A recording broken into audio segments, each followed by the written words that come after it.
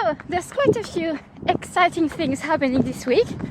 First of all, we got our Emirates ID, so we are officially residents of the UAE, just in time for the new year. Happy New Year, everyone. So this morning, Ben and I decided to venture out of our neighborhood and to go run along the beach. So we are now in Kite Beach. Ben is miles ahead of me, but it is a lovely running spot and a great way to start the year. Also on Sunday, I'm going to do my very first race of 2026 and my very first race here in the UAE. In this video, I'm also going to tell you a bit more about how we went from living in Shrewsbury to relocating to Dubai.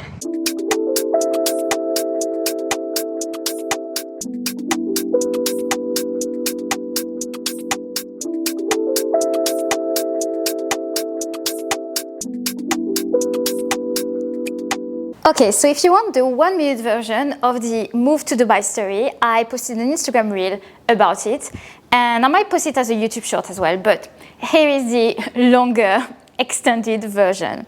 So I moved to the UK in January 2017, and I never imagined that I would stay for almost 9 years. And between me and Ben, in the 8.5 years that we've been together, I was really the one pushing for us to move abroad. It wouldn't come as a surprise if you're a long-time watcher that I really wanted to move to Spain. That was my top destination.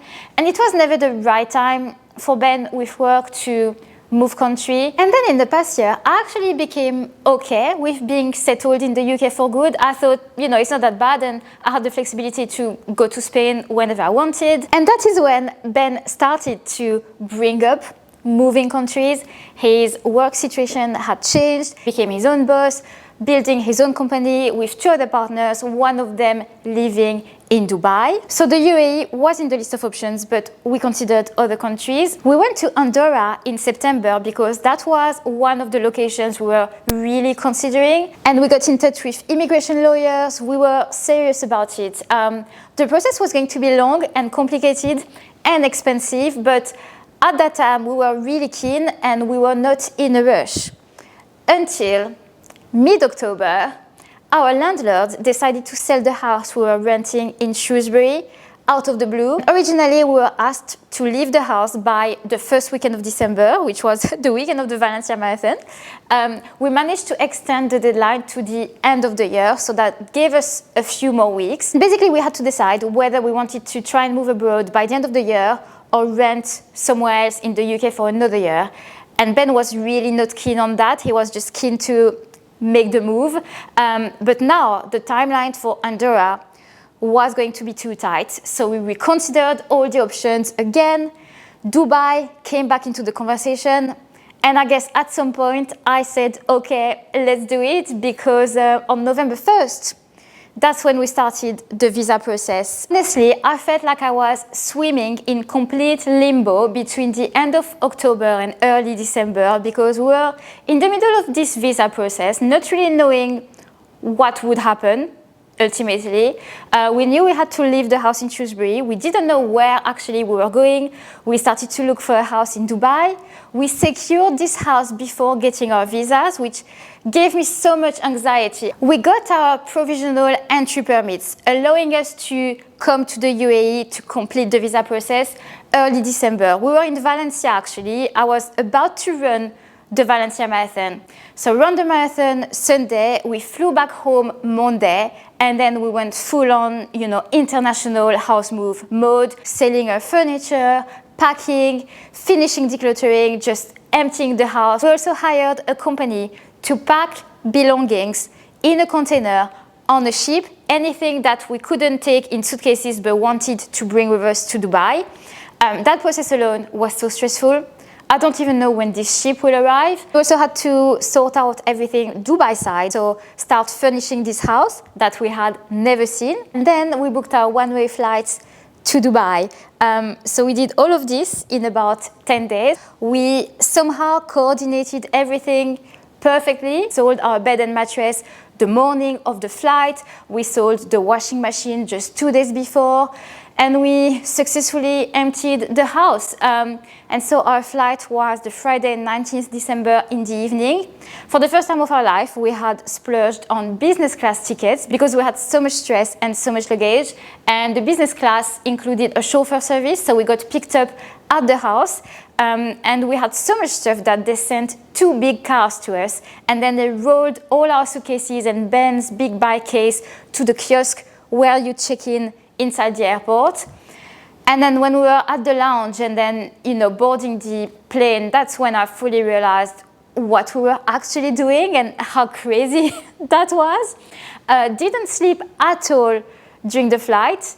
And then we landed the Saturday morning in Dubai, feeling super jet lagged, super overwhelmed. Thankfully, we had booked an Airbnb in the neighborhood for the first few days because actually we had tried to get all the furniture delivered on time, but the mattress did not arrive until 3 days later, and we couldn't sleep in this house until we had the mattress. We also didn't have Wi-Fi, that had to be sorted whilst we were here. And then, we spent the first few days basically splitting the time between the Airbnb and this house, getting the deliveries in, like Amazon and IKEA, because we needed plates and tea towels and whatnot. Learning how everything works. I mean, we're still learning every day. We are far from having sorted everything out. Now what has been really helpful was to have Ben's business partner and his wife here in the neighborhood, really helping us the first few days because, we didn't really know what we were doing. And then we had a few in-person appointments to finalize the visa process. And now that is done, we are officially residents of the UAE. And here we are. It is very foggy this morning. It's actually the first foggy morning I've seen since we arrived here. So tomorrow I'm doing my first race of the year, and first race here in the UAE.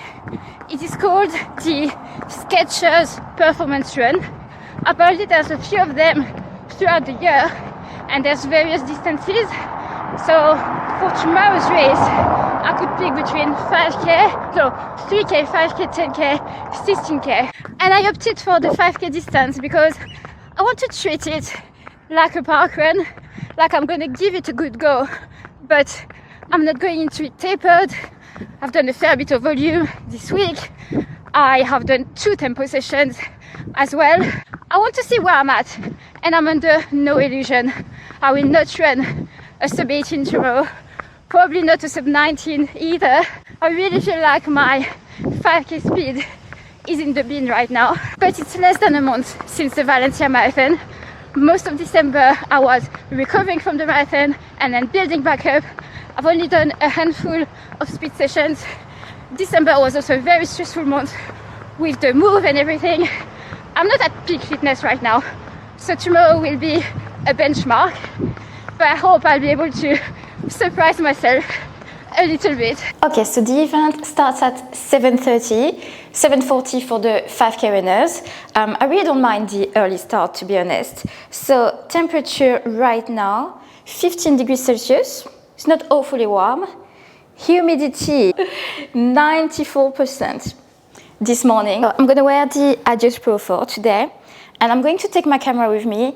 I just don't know about filming. I'm gonna see what the vibe is. And Ben is coming with me this morning, but if he manages to film, because the course is just an out and back, he'll only be able to see me at the start and the finish. And also, I would love to get my heart rate data for today's race, but my heart rate monitor decided to stop working.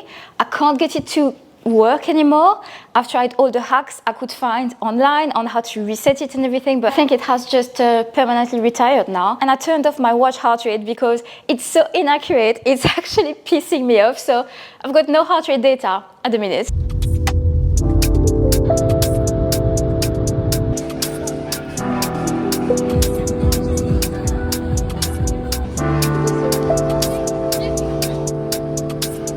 All right, I'm at the event.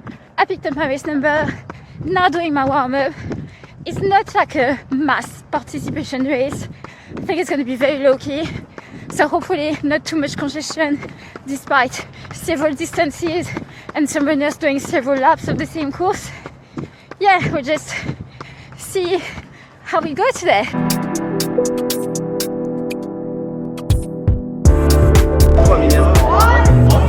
goes and 3, 2, and 1.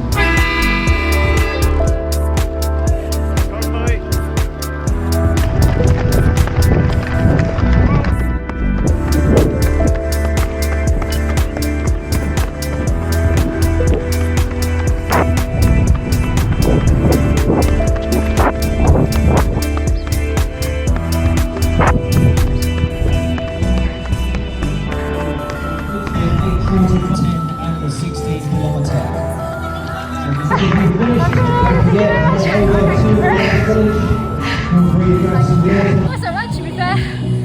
A bit chaotic with the kids. Not too much congestion because it wasn't a too busy course.